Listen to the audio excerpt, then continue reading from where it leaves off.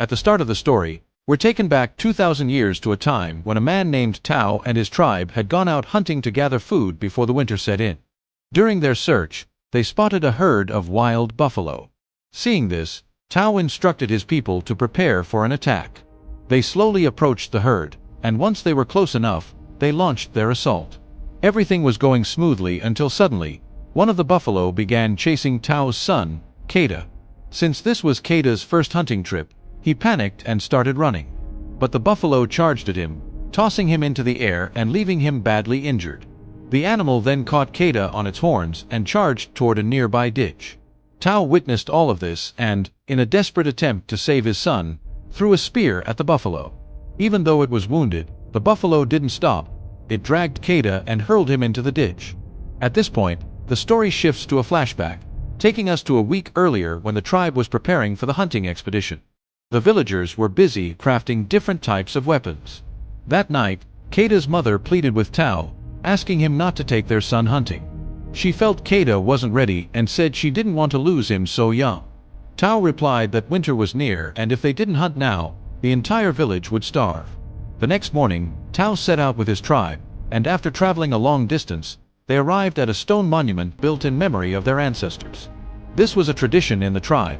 Whenever someone died during a hunt, they would build a stone memorial to honor them. While moving ahead, Tao and his group encountered another tribe who were also out hunting. The two groups decided to continue the journey together. That evening, they managed to trap a wild boar, and Kada was given the task of killing it. Until then, Kada hadn't even hurt a mosquito, so this was a huge challenge for him. Kada hesitated and failed to kill the boar, which left Tao deeply disappointed. He told Kada that if he continued like this, he'd never be fit to lead the tribe, and Tao would have no choice but to give his position to someone else. Later that night, the tribes lit a fire, sat around it, and began cooking and eating their hunt. Suddenly, they heard the roar of a wild animal. Alarmed, Tao warned everyone to stay alert, but before they could react, a lion attacked and snatched a boy named Kappa. The next morning, the tribe built a memorial for Kappa and continued their hunt. They walked for hours but found no suitable prey. Eventually, they decided to spend the night in a stone cave. There, Tao tattooed star symbols on Kada's hand and explained that if he ever got lost, he should follow the stars. They would guide him back to the tribe. It was, in essence, a survival map. At daybreak, the group resumed their search for food. After a short walk, they came across buffalo tracks. Slowly, they moved closer to the herd and attacked when the moment was right, bringing the story back to where it began. In the chaos, one buffalo charged at Kada, severely injuring him and flinging him into a deep ditch. The tribe feared Kada had died, but when they approached the edge, they saw he was still hanging onto a rock. Before anyone could rescue him, Kada's hand slipped, and he fell. Thankfully, he didn't plummet straight down. Instead, he struck a rocky ledge and lost consciousness. Tao immediately tried to go down and save him, but the others held him back, saying no one could survive a fall from that height. Despite their protests, Tao sat at the edge, calling out to his son. Night fell, and Kada still hadn't regained consciousness. Eventually, Tao had to accept that his son was gone. The next morning, the tribe paid their final respects to Kada and left with their game. Hours passed, and Kada still lay unconscious. A vulture spotted him, mistaking him for dead, and swooped down to feast. But just as it tried to peck him, Kada suddenly woke up, grabbed the vulture by the neck, and flung it away.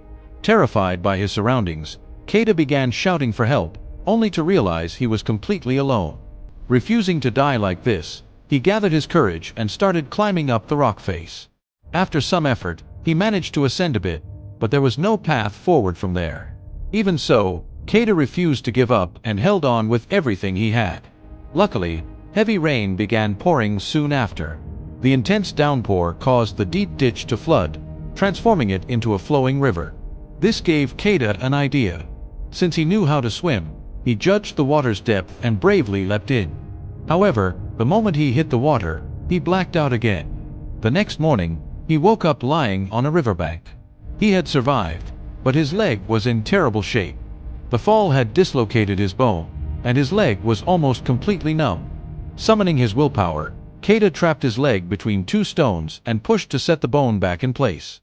He then used a piece of wood to support his leg and slowly made his way back to the top of the cliff where he had fallen.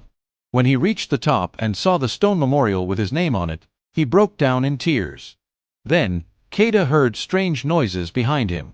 When he turned around, he saw a pack of wolves approaching. Before he could react, the wolves charged toward him. In a panic, Kada ran to a nearby tree and started climbing to save himself. But just as he was pulling himself up, one of the wolves grabbed his leg and began dragging him down. Acting quickly, Kada drew his weapon and struck the wolf, injuring it. He then climbed higher into the tree and decided to stay there until the wolves were gone. Night fell, but the wolves refused to leave. With no other choice, Kada spent the entire night on that dry tree. By morning, he noticed that only the injured wolf remained. The rest of the pack had moved on. First, Kada crafted a makeshift weapon using his knife, planning to finish off the wounded animal.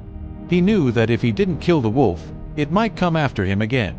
But when he looked into the wolf's eyes, something changed. He felt compassion and couldn't bring himself to kill it.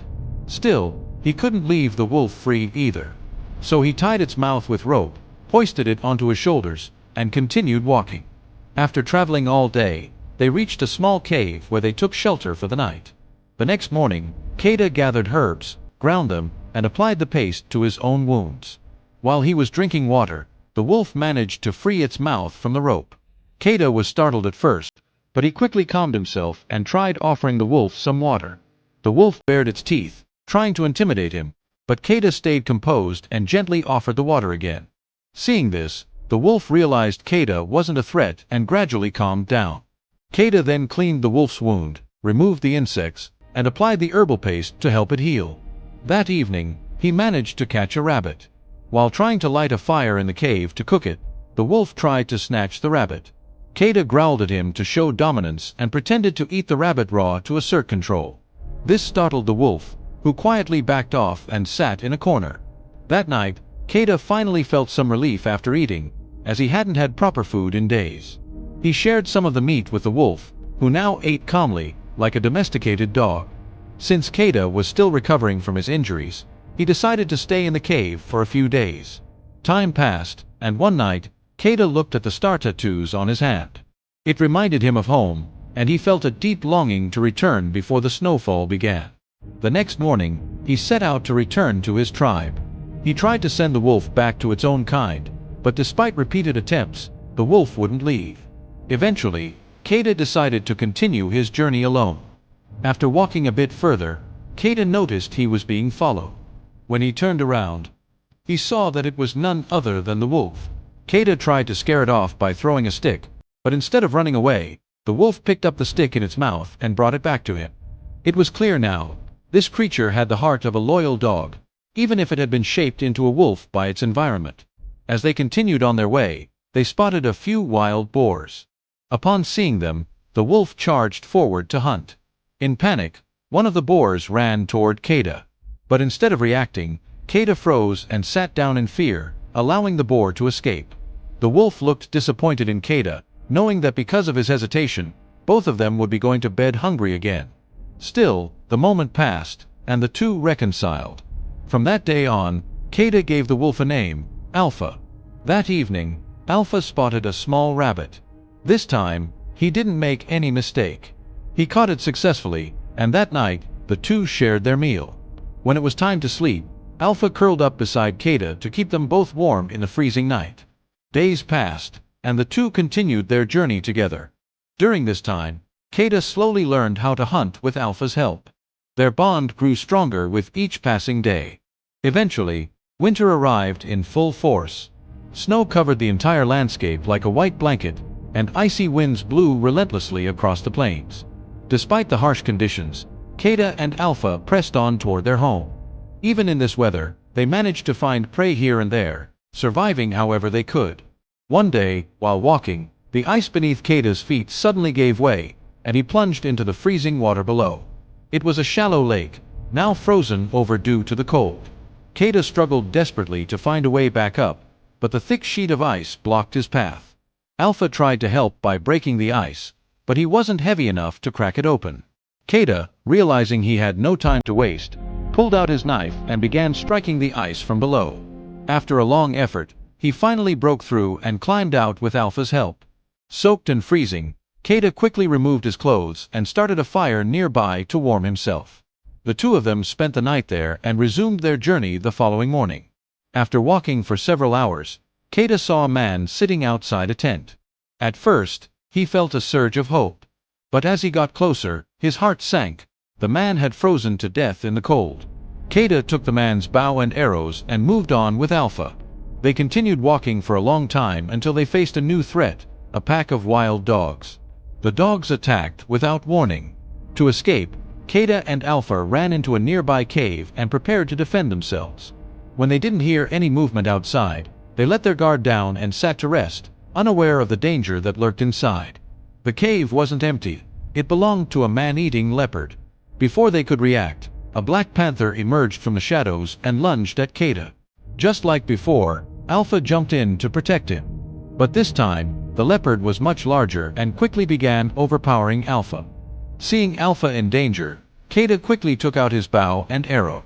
Summoning all his courage, he fired at the leopard. Fortunately, the arrow hit its mark, and the leopard collapsed to the ground.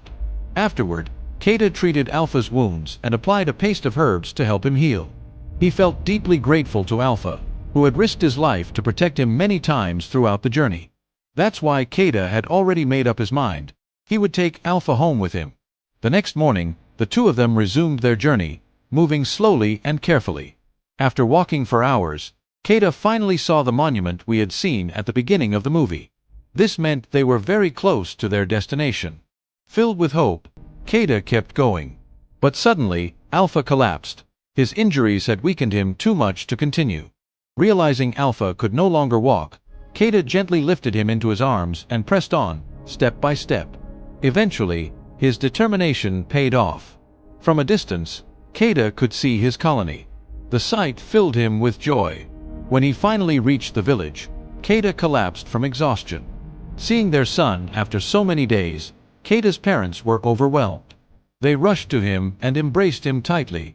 Before losing consciousness, Kata asked his uncle to do everything possible to save Alpha. Then he passed out. Several hours later, Kata woke up inside his home, and right beside him was Alpha. To his surprise, he learned that Alpha had given birth to a litter of pups. This revealed that Alpha was actually a female wolf, and that throughout their entire journey, she had been carrying her young. Despite being pregnant, she had stood by Kata's side, protected him, and helped him survive countless dangers. Realizing this made Kata's bond with Alpha even deeper. He hugged her affectionately. And with this, the movie ends here.